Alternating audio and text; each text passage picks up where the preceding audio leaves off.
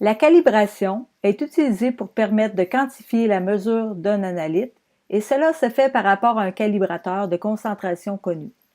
La calibration peut aussi être nécessaire en cas de modification de lot de réactif, lorsque le même lot a été utilisé sur le multi-analyseur en dépassant le nombre de jours prédéfinis, si les résultats de CQ sortent des limites spécifiées, si une opération de maintenance préventive importante a été effectuée, qu'un élément majeur a été remplacé et que les performances du CQ sont altérées. Dans cette vidéo, vous apprendrez comment réaliser une calibration sur le multi-analyseur AU480 de Beckman Coulter.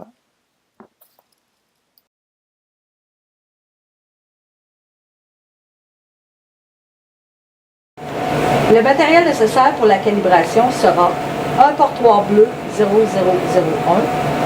avec un tube à échantillon ainsi qu'une cupule à échantillon que nous mettrons sur le tube à échantillon. Nous aurons aussi besoin d'un portoir jaune 0001 avec un tube à échantillon en position 2 pour le calibrateur 2. Nous y mettrons aussi une cupule à échantillon. Comme nous ferons la calibration sur le glucose, nous utiliserons le calibrateur numéro 2.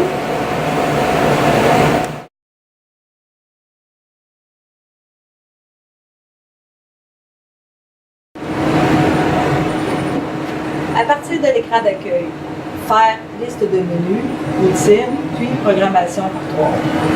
Comme nous ferons une calibration, appuyez sur calibration. Commençons par faire saisir.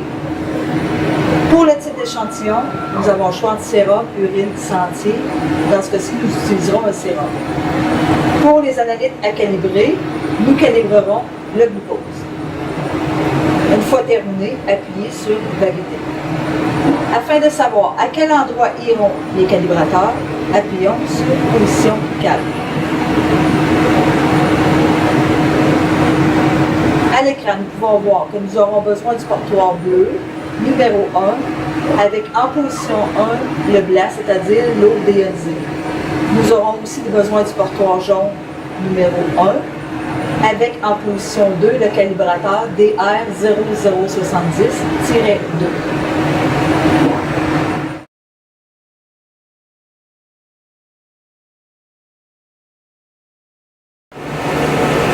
Prenez le portoir bleu pour le blanc. Et mettre en position blanc de l'eau déionisée.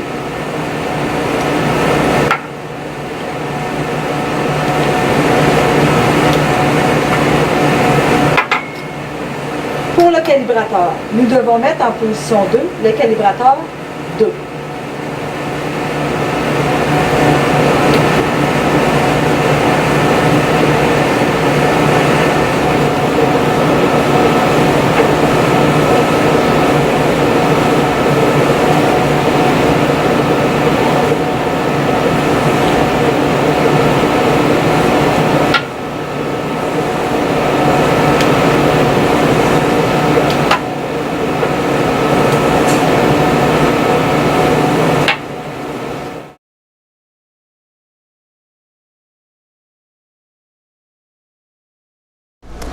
Pour la mise en place des éléments de calibration, ouvrez le couvercle de protection des échantillons sur le module de chargement des portoirs.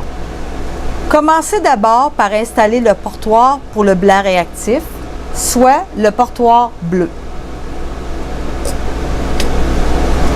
Placez ensuite le portoir jaune pour la calibration avec le calibrateur 2, soit celui pour le glucose. Refermez ensuite le couvercle.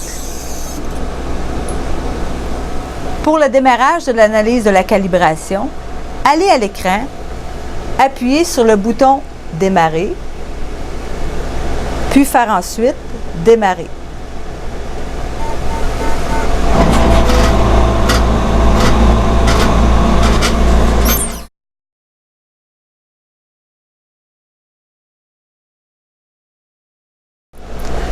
Une fois la calibration complétée, voici comment aller voir les résultats de celle-ci.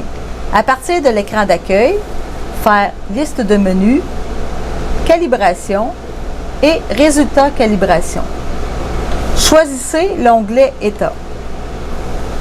Pour le type d'échantillon, vous avez le choix entre sérum, urine et autres. Dans ce cas-ci, on va choisir sérum. À l'écran apparaissent les résultats rapides pour le nom des tests, les résultats apparaissant sous forme de couleur, le bleu voulant dire que les résultats sont normaux et le jaune ayant une signification comme par exemple, dans ce cas-ci, échec. Pour les autres interprétations des couleurs, regardez l'encadré qui apparaît à l'écran.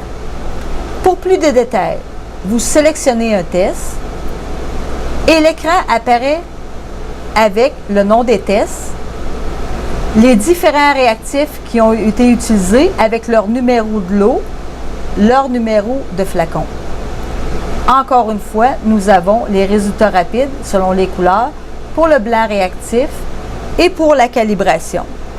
Comme le but de cette vidéo est de montrer comment réaliser une calibration et non comment en faire l'analyse, je n'irai pas plus loin pour les résultats.